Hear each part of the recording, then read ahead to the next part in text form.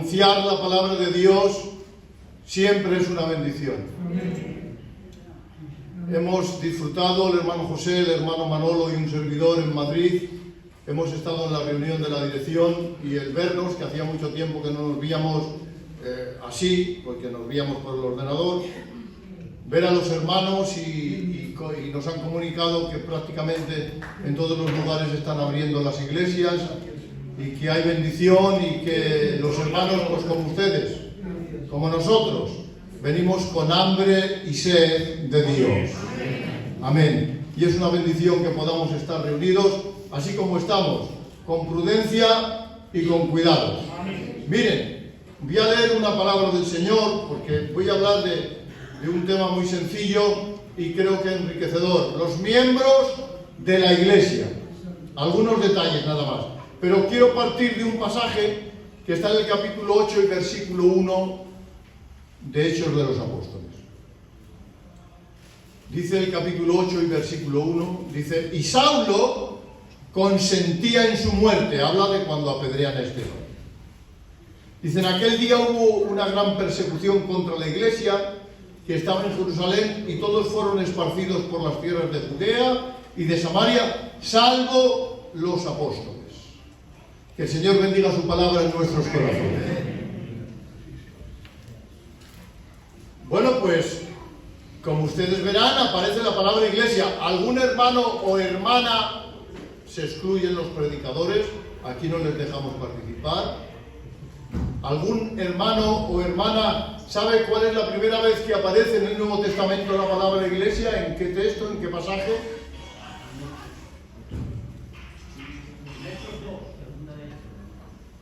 No, pero en profecía diríamos, cuando aparece la palabra iglesia, en el Nuevo Testamento. Sí lo saben, lo que pasa es que ahora la gente se pone nerviosa cuando se pregunta, pero es cuando el apóstol confiesa y dice: tú eres el Cristo, el Hijo del Dios viviente. Y Jesús le dice: yo te digo que tú eres piedra o Petra, y sobre esta roca edificaré mi iglesia, pero no sobre Pedro, sino por lo que había confesado Pedro. Sobre esta roca edificaré mi iglesia. Futuro, edificaré. ¿Por qué futuro? Porque aún no se había fundado la iglesia. Pero aquí en el capítulo 8 vemos que la iglesia es perseguida. No vamos a entrar en ese tema, que es un tema precioso también. Pero la iglesia es perseguida. ¿Y esa iglesia de qué estaba formada?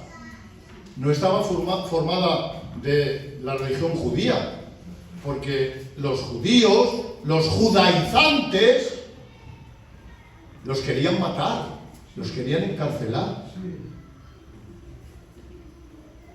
Bueno, pues esa iglesia se componía de miembros, de unos miembros, y había unos requisitos para ser miembros de esta iglesia.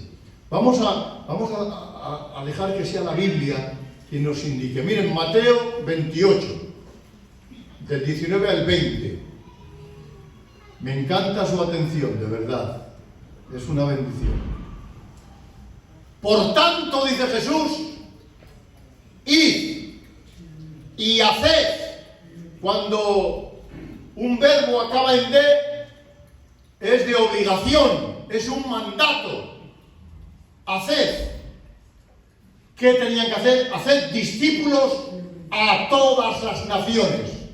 Esto ya es un cambio, porque antes era: no vayáis donde los gentiles ni por camino de samaritanos, solamente a las ovejas perdidas de Israel. Pero ahora ha cambiado el tiempo.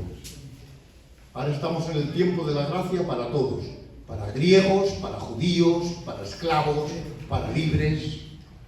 Id por todo el mundo y haced discípulos de todas las naciones, bautizándolos en el nombre del Padre, del Hijo y del Espíritu Santo, y enseñándoles que guarden todas las cosas que os he mandado.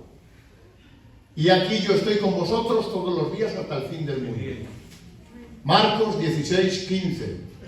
Y les dijo: id por todo el mundo y predicad el evangelio a toda criatura. El que creyere y fuere bautizado será salvo. Lucas 24, 46. Y les dijo: así está escrito, y así fue necesario, que el Cristo padeciese y resucitase de los muertos al tercer día, y que se predicase en su nombre el arrepentimiento y el perdón de pecados en todas las naciones, comenzando desde Jerusalén. Comenzando desde Jerusalén. Es que Jesús les había dicho que esperaran ¿hasta qué? Hasta que recibieran la promesa del Espíritu Santo. Hechos 1:4. Y estando juntos, les mandó que no se fueran de Jerusalén, sino que esperasen la promesa del Padre, la cual les dijo: oísteis de mí. Esto es muy fuerte, hermanos. Esto es muy fuerte y es uno de los temas que casi siempre son recurrentes en todos mis mensajes. Siempre. Es Dios trabajando con nosotros y haciendo su obra. Amén. No somos merecedores de su gracia y de su misericordia, y nos hace portadores de su verdad. Amén. Y nos ha dado el ministerio de la reconciliación. Miren, en este mensaje, cuando estamos hablando del capítulo 2 de Pedro, cuando predica ese mensaje que les acusa de que han matado a Cristo, de que son culpables, ese mensaje hace que los receptores fueran afectados tanto a nivel intelectual como a nivel emocional y, por supuesto, en cuanto a voluntad, con el propósito de cambiar. Cambio de pensamiento, de sentimiento y de propósito. La palabra de Dios generó un caos en su vida a todos los niveles. Impactó todo el ser de ellos. Y ya saben lo que dice, hermano, ¿qué haremos? Y Pedro les dice: arrepentíos y bautícese cada uno de vosotros en el nombre de Jesucristo para perdón de los pecados, y recibiréis el don del Espíritu Santo. ¿Se dan cuenta lo que estaban haciendo los discípulos? Cumpliendo lo que Jesús había mandado. No les dicen ellos: estos son los requisitos para ser miembros de la iglesia. No, predican el Evangelio y ellos responden cumpliendo lo que Cristo ha dicho. Amén. Después del capítulo 2 está la curación del cojo, los apóstoles salen de la cárcel, el juicio de Ananías y Zafira, el problema con el reparto de los alimentos, la confrontación de Esteban, etc. Y aquí aparece la iglesia perseguida.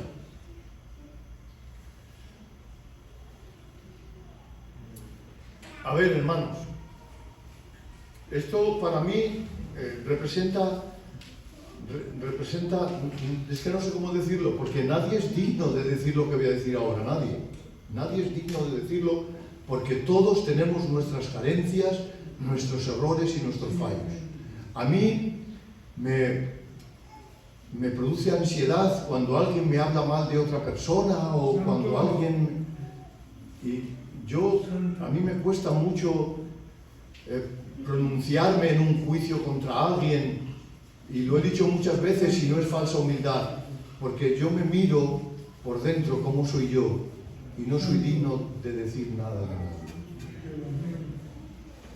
Pero eso es una cosa, y otra cosa es la palabra de Dios y los requisitos. Una cosa es mi postura o mi sensibilidad, su postura o su sensibilidad, y otra cosa es lo que dice la Biblia, porque les voy a dar un dato abrumador. ¿Saben cuántos se declaran cristianos en el mundo? Datos estadísticos, no me los invento. 1.900 millones de personas se declaran cristianos. En España ha bajado un poco el número de los que se creen o se identifican como cristianos. Ha bajado un poco, porque hasta hace poco era el 83,83%. Ahora ha bajado al 80,56%. Quiere decir que en España 37 millones se consideran cristianos. Sí, sí. 37 millones de personas, no digo ahora de una religión concreta, de todas, catolicismo, protestantes, testigos de Jehová, mormones, etcétera, todo lo que se denomina cristianismo, sea falso o sea verdadero. Pero hay en España 37 millones de personas que se consideran cristianos y cristianas.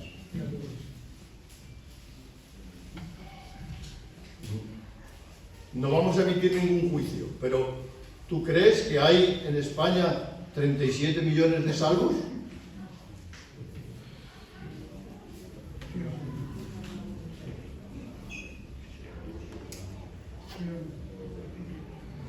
Pues ellos se consideran cristianos. ¿Qué es lo que predica Pedro y que a la postre tiene ese impacto en el corazón de sus oyentes? Un mensaje bíblico. De hecho dice, esos están ebrios, que hablaban en lenguas, esos están ebrios. Dice que no, hombre, que no madrugan aquí la gente para beber. Que no. Que esto es lo que dijo el profeta Joel. No dice, yo tengo una revelación ahora por la mañana. No, no.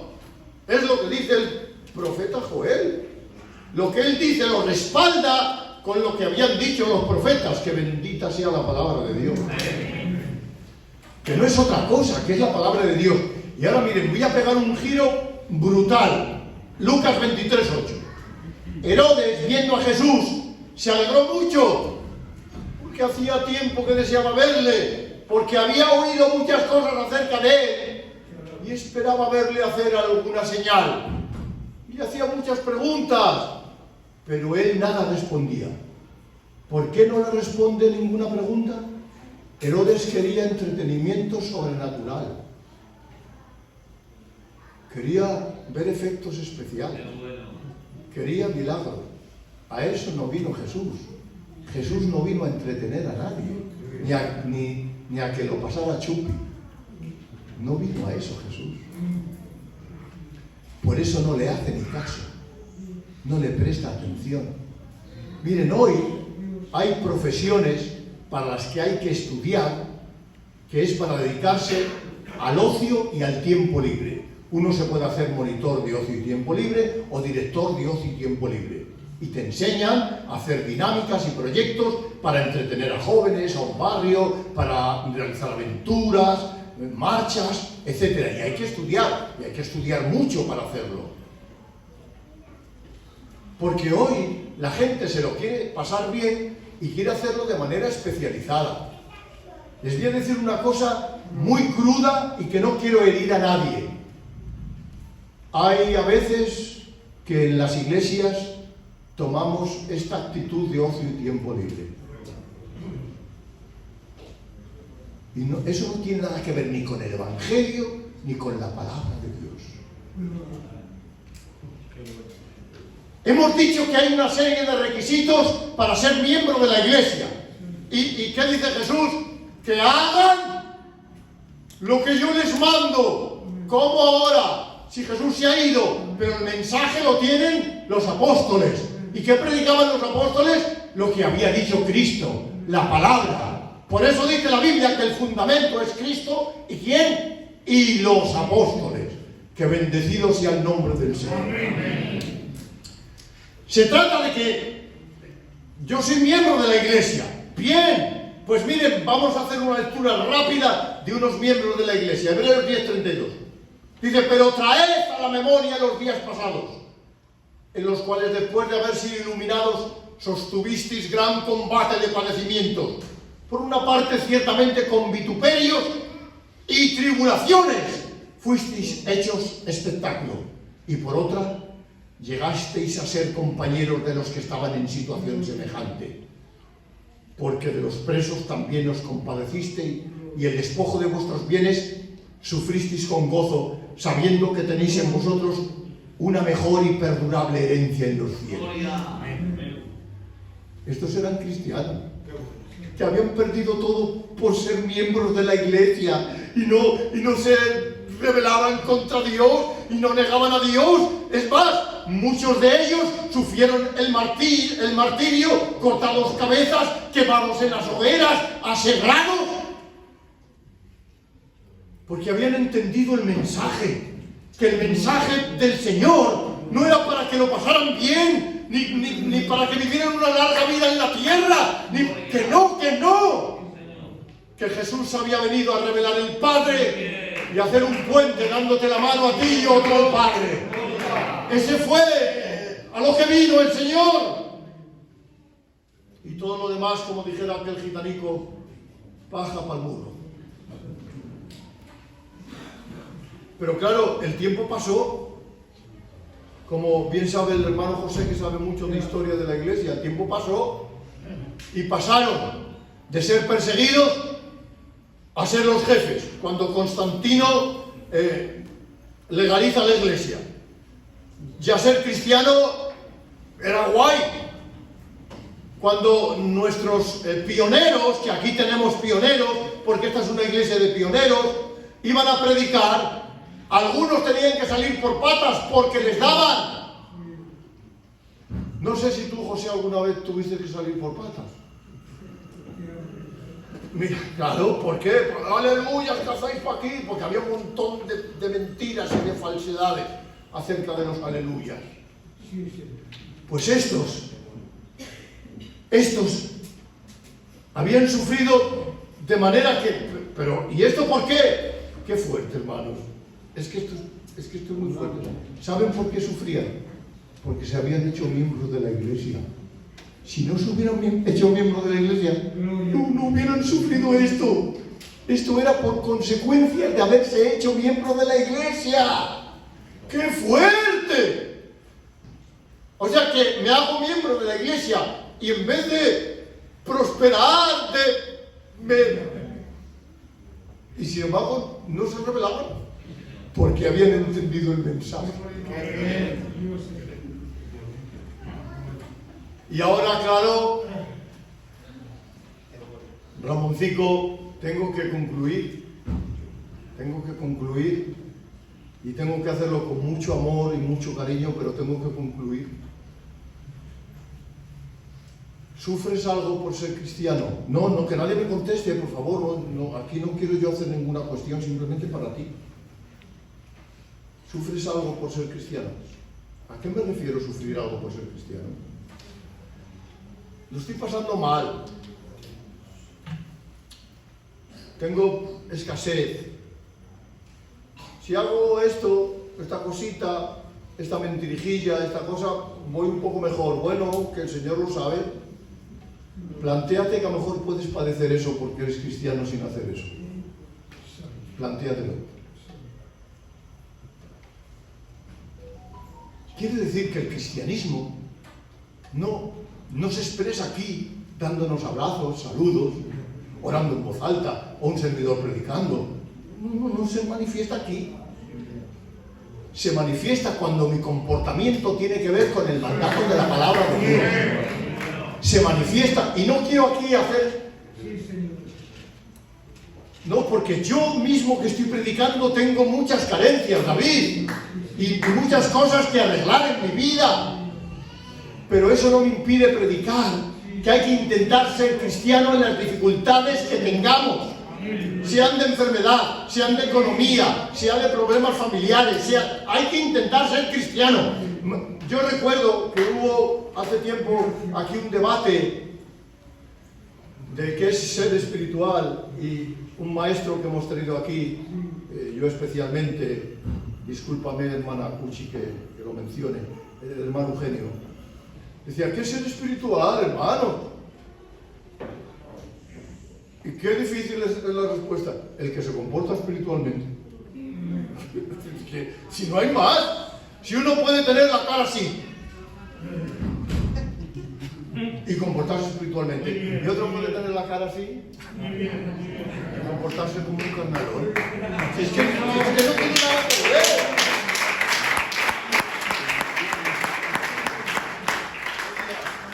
Soy miembro de la iglesia. Y como miembro de la iglesia, ¿qué dice la Biblia? Sois la luz del mundo. ¡Qué fuerte! La luz del mundo soy yo. ¿Cómo soy la luz del mundo? Con mi comportamiento. Somos cartas escritas. Cuando alguien vive la palabra de Dios, hermanos, estás siendo luz del mundo. Cuando no vives la palabra de Dios, no eres la luz del mundo.